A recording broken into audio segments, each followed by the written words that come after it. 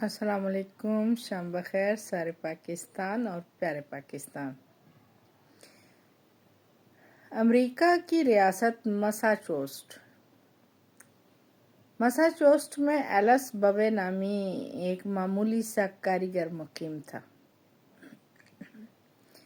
Else بوے کی 1819 میں پیدائش ہوئی اور بدقسمتی سے وہ صرف 48 سال جی پایا اور 48 سال کی عمر میں اس نے زندگی کو خیر آباد کہہ دیا۔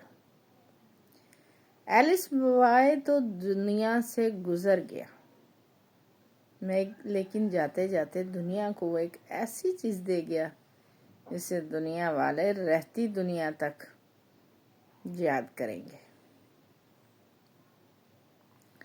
جی ہاں، اور یہ چیز تھی سلائی مشین۔ اس سے پہلے ہاتھ سے لوگ کپڑے سلائی کر کے پہنا کرتے تھے، اور اندازہ لگائیے کہ یہ کتنا مشقت کا کام ہوگا۔ اس نے 1845 میں اور بعض جگہ لکھا ہے کہ 1830 میں سلائی مشین ایجاد کر لی تھی، اور اس ایجاد نے کپڑوں کی تیاری میں سمجھیں ایک انقلاب برپا کر دیا تھا۔ سلائی مشین کا موجد ایلس بوے نے ابتدا میں جو سلائی مشین بنائی نا، تو اس مشین میں دھاگے کی سوئی کا جو چھید تھا وہ اوپر جڑ میں ہوتا تھا، جیسے ہاتھ والی سوئی ہے نا، اس کا جڑ میں ہوتا ہے، بالکل اسی طرح اس نے سوئی کا جو چھید تھا وہ اس کے جڑ میں رکھا۔ جب سلائی مشین بنانی شروع کی اور اس سے کام کرنا شروع کیا نا، تو جو جوتے تھے وہ بالکل ٹھیک سلتے تھے، لیکن کپڑے سینے میں جو ہے نا بہت ہی مشکل ہوتی اور صحیح سے وہ سل نہ پاتے۔ ایلس اس کے اوپر بہت غور و خوض کرتا رہا کہ اس مشکل کا حل کیسے نکالے کہ جو ہے نا کپڑے سلائی ہونے کا جو کام ہے وہ بہتر طریقے سے ہو سکے۔ کہتے ہیں نا، جب انسان کو کسی شے کی تلاش ہو نا، جب کھوج ہو، تو پھر اس کو جس چیز کی کھوج ہوتی ہے نا، اللہ ان چیزوں کو کسی نہ کسی ہیلے بہانے آپ کے لیے وہ رستہ آسان ضرور کر دیتا ہے۔ پھر ایلس پر قسمت مہربان ہو گئی۔ ہاں جی، اس کو قسمت کی مہربانی ہی کہا جا سکتا ہے۔ ایلس ایک رات سو رہا تھا۔ ایلس نے خواب دیکھا کہ وہ کہیں جنگل میں جا رہا ہے، اور جنگل میں وحشی قبیلے والوں نے اس کو پکڑ لیا اور ایلس کو حکم دیتے ہیں کہ 24 گھنٹوں کے اندر یا تو سلائی مشین ٹھیک تیار کر کے دے یا پھر وہ اس کو مار دیں گے۔ اب جو ہے تھا تو خواب، لیکن خواب بھی تو ہمیں ایسے ہی فیل ہو رہا ہوتا ہے نا کہ جیسے حقیقت ہوتی ہے۔ تو جب بندے کی جان پہ بن آئے نا، پھر وہ چیزیں بھی مائنڈ میں آ جاتی ہیں جو ویسے شاید نہ آئے۔ مقرر وقت میں تیار کرنے کی وہ بہت زیادہ کوشش کرتا ہے خواب میں، لیکن وہ اس سے ہو نہیں پاتی۔ لیکن جب 24 گھنٹے گزر جاتے ہیں، مدت پوری ہو جاتی ہے۔ اب وہاں کے جو لوگ ہیں نا، وہ ایلس کو مارنے کے لیے برچھے اٹھاتے ہیں، اور برچھے اٹھا کے جب وہ اس پر حملہ کرنے کی کوشش کرتے ہیں تو ایلس بوے کی نظر ان کے برچھوں پر جاتی ہے۔ اب جو برچھے ہوتے ہیں نا، برچھے کی نوک میں سوراخ ہوتا ہے۔ اب یہ ساری چیز وہ خواب میں دیکھ رہا ہے کہ برچھے کی نوک میں جو ہے نا، اس کو بات سمجھ آ گئی۔ اس نے کہا کہ سوئی کے نکے کا سارا مسئلہ ہے کہ وہ غلط جگہ پر بنا ہوا ہے۔ اس کے ساتھ ہی اس کی آنکھ کھل گئی اور ایلس بوے نے نئے سرے سے دوبارہ سے مشین بنانے کا کام پھر شروع کر دیا، اور اب کی بار جب اس نے سلائی مشین تیار کی اور سوئی میں جو نکے کا مقام تھا، جو سوراخ تھا، اس کوئی جگہ کو تبدیل کر دیا اور چھید اوپر کی بجائے نیچے لے آیا تو نتیجہ بالکل ہی مختلف تھا۔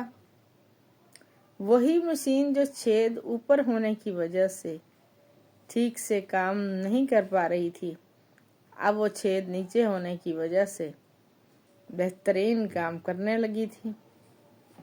بوے کے لاشعور نے اس کے ذہن کو تصویر کا دوسرا رخ دکھایا، جسے وہ سمجھ گیا اور اسے اپنے سوالوں کا جواب مل گیا۔ جب ہم کسی چیز کو تلاش کرنا چاہتے ہیں نا، تو تبھی اللہ ہماری تلاش کو آسان کر دیتا ہے۔ جس راہ پہ ہم چلنا چاہتے ہیں وہ اس راہ کو آسان کر دیتا ہے۔ اب وہ راہ اچھائی کی ہو یا راہ برائی کی ہو، چوائس تو آپ کی ہے نا۔ اور اس نے 48 سال کوئی بہت عمر نہیں ہوتی، اس کم عمری میں ہی سمجھے اس نے ایک ایسی ایجاد کی جو تب سے لے کر اب تک اور ہمیشہ یوز ہوتی رہے گی، اور اس ایجاد کے ساتھ ایلس بوے کا نام زندہ رہے گا۔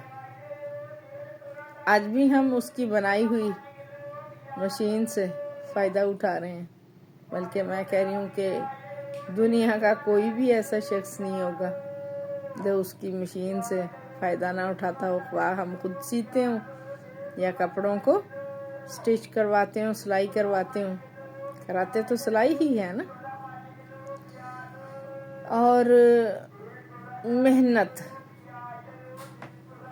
محنت ہی ہے جو انسان کو زندہ رکھتی ہے۔ وہ دنیا سے ضرور گزر گیا، لیکن اس کا ذکر اگر ہم آج کر رہے ہیں تو اپنی ایجاد کی صورت میں، اپنی محنت کی شکل میں آج بھی کہیں نہ کہیں وہ زندہ ہے۔